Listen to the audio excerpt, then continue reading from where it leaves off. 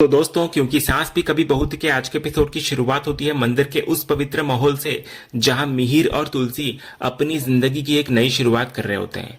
वो दोनों अग्नि के चारों ओर फेरे ले रहे होते हैं और पूरा वीरानी परिवार उन पर प्यार और खुशियों के फूल बरसा रहा होता है।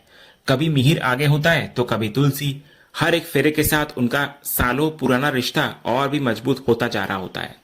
तभी फेरे लेते हुए तुलसी की नजर दूर खड़ी एक परछाई पर पड़ती है। वो कोई और नहीं बल्कि उसकी सास सविता की आत्मा होती है। सविता अपनी आंखों में खुशी के आंसू लिए अपने बेटे और बहू को एक होते हुए देख रही होती है। वो दूर से ही उन्हें अपना आशीर्वाद भी दे रही होती है। तभी तुलसी अपनी सास को देखकर मन ही मन मुस्कुराती है। वो कहती है, मुझे पता था माँ कि आप जरूर आएंगी, थैंक यू।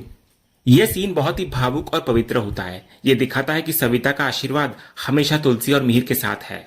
उधर जब सब लोग शादी की रस्मों में मगन थे तब ऋतिक को परी की गैर मौजूदगी खलती है। वो मुन्नी से पूछता है कि क्या उसे पता है कि परी कहाँ है, क्योंकि वो कहीं दिख नहीं रही। तो मुन्नी कहती है कि वो यहीं कहीं होगी। लेकिन पास खड़ा आर्यन मन ही मन सोचता है कि सिर्फ परी ही नहीं, अजय भी कहीं नजर नहीं आ रहा। उसके चेहरे पर एक हल्की सी चिंता की लकीर उभर जाती है। अब दूसरी तरफ कहानी का रुख उस अंधेरे गोदाम की तरफ होता है जहां इंसानियत दम तोड़ रही थी। परी को जमीन पर बेहोश पड़ा देखकर अजय का गुस्सा सातवें आसमान पर पहुंच जाता है। वो एक जख्मी शेर की तरह रणविजय और उसके आदमियों पर टूट पड़ता है, लेकिन रणविजय भी उस पर पलटवार करता है। वो अजय का सिर पकड़कर जोर से एक ड्रम पर पटक देता है, जिससे अजय को चक्कर आने लगते हैं। इसके बाद रणविजय अजय पर बुरी तरह से हमला करने लगता है। फिर वो जमीन पर पड़े लोहे की रॉड को उठाता है और एक शैतानी मुस्कान के साथ कहता है, तुझे नहीं बल्कि तेरे बच्चे को नुकसान पहुंचाऊंगा, वो भी तेरी आंखों के सामने। ये सुनते ही अजय गिड़गिड़ाने लगता है। वो कहता है, नहीं प्लीज सनी को कुछ मत करना। लेकिन रणविजय पर उसकी मिन्नतों का कोई असर नहीं होता। वो सनी पर वार करने के लिए आगे बढ़ता है। उधर मंदिर में मिहिर और तुलसी के फेरे पूरे होते हैं। दोनों भगवान के सामने हाथ जोड़कर प्रणाम करते हैं और एक दूसरे को देखकर मुस्कुराते हैं। उधर गोदाम में रणविजय जैसे ही सनी पर हमला करने वाला होता है तभी परी उठकर वहां आ जाती है। वो रणविजय को जोर से पीछे धकेल देती है। इसके बाद परी बेहोश पड़े सनी को उठाने की कोशिश करती है, लेकिन वो नहीं उठता। ये देखकर परी उठती है और दोबारा रणविजय की तरफ मुड़कर गुस्से में कहती है कि अगर तुमने दोबारा ऐसा किया तो। लेकिन उसकी बात पूरी होने से पहले ही परी, अजय और यहाँ तक कि रणविजय के अपने आदमी भी रणविजय को देखकर हैरान रह जाते हैं। और दरअसल हुआ यह होता है कि परी के धक्का देने से रणविजय अपना संतुलन खो देता है और जोर से पीछे की तरफ गिर पड़ता है। वहां फैले हुए लोहे के सामान से टकराने के कारण उसकी चोट और भी गंभीर हो जाती है और रणविजय को इस तरह जख्मी हालत में देखकर उसके आदमी घबराने लगते हैं। वो एक पल भी वहां नहीं रुकते और उसे वहीं छोड़कर भाग जाते हैं। और देखते ही देखते रणविजय के मुंह से खून बहने लगता है। उसकी हालत बेहद गंभीर हो जाती है और वो वहीं पर अचेत होकर गिर पड़ता है। ये भयानक नजारा देखकर परी के होश उड़ जाते हैं। वो सदमे में चिल्लाती है कि रणविजय। उसे यकीन नहीं हो रहा होता कि उसके एक धक्के से इतना कुछ हो सकता है। वो इस अनजाने में हुए हादसे से पूरी तरह टूट चुकी होती है। तभी अजय परी को कहता है कि परी, हमें अभी यहां से निकलना होगा। वो बेहोश सनी को अपनी गोद में उठा लेता है और बार बार परी को वहां से चलने के लिए कहता है, लेकिन परी इतने गहरे सदमे में होती है कि वो बस एक ही बात दोहरा रही होती है कि मैंने रणविजय को खत्म कर दिया। इधर अजय को एहसास हो जाता है कि अगर वो अभी यहां से नहीं निकले तो वो एक बहुत बड़ी मुसीबत में फंस जाएंगे। तो वो जबरदस्ती परी का हाथ पकड़ता है और उसे वहां से ले जाता है। उधर मंदिर में जहां बाहर की दुनिया के तूफान की किसी को कोई खबर नहीं थी, शादी की अंतिम रस्में चल रही होती हैं। पंडित जी मिहिर से कहते हैं कि अब वो तुलसी को मंगलसूत्र पहनाए।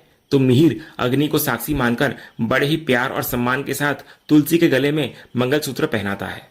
इसके बाद पंडित जी सिंदूर लगाने के लिए कहते हैं। तो मिहिर तुलसी की मांग में सिंदूर भरता है और इस एक पल में वो दोनों सालों बाद एक बार फिर पूरी तरह से एक दूसरे के हो जाते हैं।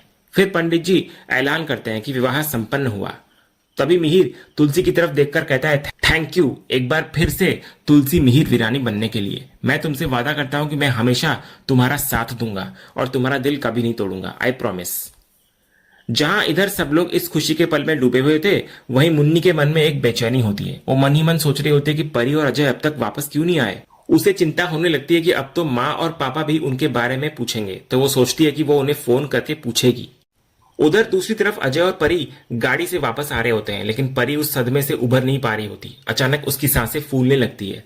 वो इशारे से अजय को गाड़ी रोकने के लिए कहती है। तो गाड़ी से उतरते ही उसे उल्टियां होने लगती है। तो अजय उसको पानी देने की कोशिश करता है, लेकिन परी पानी लेने के बजाय टूटे हुए शब्दों से बस एक ही बात को दोहराती है, मैंने रणविजय को खत्म कर दिया। मैं उसे खत्म नहीं करना चाहती थी, पर वो मेरे हाथों से खत्म हो गया। तो अजय उसको समझाने की कोशिश करता है। वो कहता है, मेरी बात सुनो परी, तुमने उसे नहीं मारा, वो सिर्फ एक हादसा था। तुमने तो बस सनी को बचाने के लिए उसको धक्का दिया था। तभी परी का इतने में फोन बजता है। तो अजय गाड़ी से फोन लाकर उसको देता है और कहता है कि मुन्नी भाभी का फोन है, उसे बात करनी होगी और सब कुछ संभालना होगा। तो परी बड़ी मुश्किल से खुद को संभालकर फोन को उठाती है। इधर मुन्नी पूछती है, कहाँ हो आप लोग? बोलकर गए थे कि जल्दी आ जाओगे, लेकिन यहाँ तो सारी रस्में भी हो गई। ये सुनते ही परी अपने आंसू रोक नहीं पाती और फिर से रोने लगती है। तो अजय उससे फोन को ले लेता है। फिर मुन्नी पूछती है, क्या हुआ? अभी तो परी बात कर रही थी। तो अजय बात को संभालते हुए कहता है, क्या आप थोड़ा और संभाल सकती हैं? हम लोग सीधे घर ही पहुंच रहे हैं, क्योंकि परी कह रही थी कि उसे गृह प्रवेश की तैयारी करनी है। इतना बोलकर अजय फोन काट देता है। तो मुन्नी इधर हैरान नजर आती है कि आखिर हुआ क्या है। उधर मंदिर में मिहिर तुलसी से कहता है कि ये अग्नि गवाह है कि तुमने और मैंने हमारे इस परिवार को कितनी मेहनत से बनाया है। अब मैं सुकून में हूं तुलसी, क्योंकि मैं जानता हूं कि तुम आ गई हो। तो अब हम पर और हमारे बच्चों पर कोई मुसीबत नहीं आ सकती। उधर गाड़ी में अजय परी को संभालकर बिठाता है, जो लगातार रोए जा रही होती है। फिर कुछ देर बाद अजय परी को शांति निकेतन लेकर आता है। वो परी से कहता है कि वो अंदर जाए और ठीक से रहे। वो उसको बार बार यकीन दिलाता है कि इसमें उसकी कोई गलती ही नहीं थी, वो सिर्फ एक हादसा था। तो परी रोते हुए कहती है, तुम भी चलो ना मेरे साथ। तो अजय कहता है कि वो इस हालत में अंदर कैसे आ सकता है, हजारों सवाल पूछे जाएंगे। वो कहता है कि वो पहले सनी को डॉक्टर के पास ले जाएगा और फिर उसके पास वापस आएगा।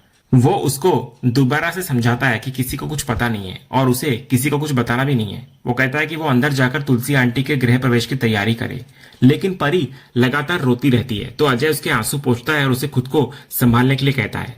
फिर बड़ी मुश्किल से समझाने के बाद परी गाड़ी से नीचे उतरती है। इधर अजय बेहोश सनी को लेकर वहां से निकल जाता है और परी एक अनजाने डर और अपराधबोध के साथ अपने घर की तरफ बढ़ती है। अगले सीन में हम देखते हैं कि वीरानी परिवार घर पहुंच चुका होता है। महाराज जी गृह प्रवेश की तैयारी कर रहे होते हैं। शोभा कहती है कि सारी तैयारी हो गई है, मम्मी पापा बस आते ही होंगे। और इसके बाद सब लोग घर के अंदर चले आते हैं। तभी मुन्नी परेशान होकर परी को ढूंढ रही होती है कि तभी परी पीछे से आरती की थाली लेकर आ जाती है। उसी वक्त इधर तुलसी और मिहिर भी घर के दरवाजे के चौखट पर पहुंच जाते हैं। तुलसी परी को देखकर पूछती है, तू कहाँ थी? तो परी अपने चेहरे पर एक झूठी मुस्कान लाकर कहती है, मैं तो जल्दी घर आ गई थी ताकि आपके गृह प्रवेश की तैयारी करवा सकूं। लेकिन शोभा उसको छेड़ते हुए कहती है, तू झूठ बोल रही है, सच सच बता, क्योंकि मुझे पता है कि तू कहाँ थी। फिर शोभा मुस्कुराकर तुलसी की तरफ देखती है और कहती है, इसको कपड़े बदलने थे, नए कपड़े पहनने थे, इसलिए जल्दी आ गई। तो करण भी मजाक में कहता है कि परी तो अब दुल्हन बनने वाली है, तो उसका तो इतना हक बनता ही है। तभी गायत्री कहती है, ये सब बातें तो बाद में होती रहेगी, पहले उसकी बहू का गृह प्रवेश तो हो जाने दो। इसके बाद नंदिनी और दामिनी मिलकर चावल से भरा कलश चौखट पर रख देती है। फिर गायत्री आरती की थाल लेकर पहले तुलसी को और फिर मिहिर को तिलक लगाती है। वो दोनों की आरती उतारती है और फिर तुलसी को अंदर आने के लिए कहती है। जैसे ही तुलसी अंदर आने के लिए तैयार होती है, मिहिर भी उसके साथ अंदर आने लगता है, लेकिन नंदिनी उसको रोक लेती है और पूछती है, आप ऐसे कहाँ आ रहे हैं अंदर, वो भी फ्री में? मुन्नी और दामिनी भी कहती हैं कि पहले उन्हें उनका नेक चाहिए, उसके बाद ही वो अपनी पत्नी को घर के अंदर ला सकते हैं। नंदिनी कहती है कि इस बार नेक अच्छा होना चाहिए, क्योंकि वो माँ को घर लेकर जो आ रहे हैं। तभी करण मिहिर को छेड़ता है कि अब तो उसे दोबारा अपनी जेब खाली करनी पड़ेगी। तो मिहिर कहता है, ये सही है, जहां फायदा मिला वहीं के हो जाओ। वो बच्चों से कहता है कि शादी में वो सब लड़की वाले बनकर उसको लूट रहे थे और अब लड़के वाले बनकर उसको लूट रहे हैं। वो कहता है कि उनका कोई ईमान धर्म है या नहीं। फिर मिहिर तुलसी को कुछ बोलने के लिए कहता है। इस पर तुलसी नंदिनी से कहती है, वेरी बैड, वहां कम पैसे लिए थे ना, तो यहां ज्यादा लेना, ठीक है? ये सुनकर सब लोग हंसने लगते हैं। तो मिहिर तुलसी को टोकता है। तो तुलसी कहती है, ये उसका गृह प्रवेश है, अगर नेक कम हुआ तो सबको लगेगा कि उसकी कोई कीमत ही नहीं है।